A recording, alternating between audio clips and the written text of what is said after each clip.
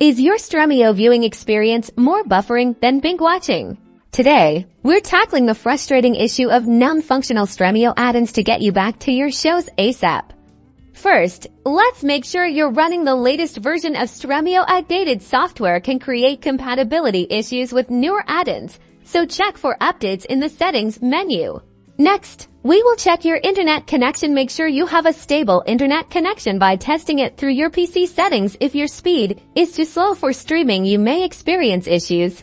Next, we will focus on broken links. Sometimes the add-on source server may be down for maintenance or overloaded, causing streams to fail. This can be tested by trying different streams when available, selecting a different add-on, or waiting an hour or two.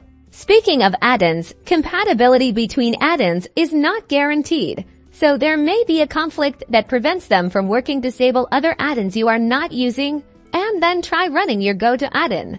Another thing to consider is making sure your add-ons are installed correctly. To do this, you must uninstall the add-on by clicking on Uninstall on top, then reinstall the add-on using the link in the Stremio community website.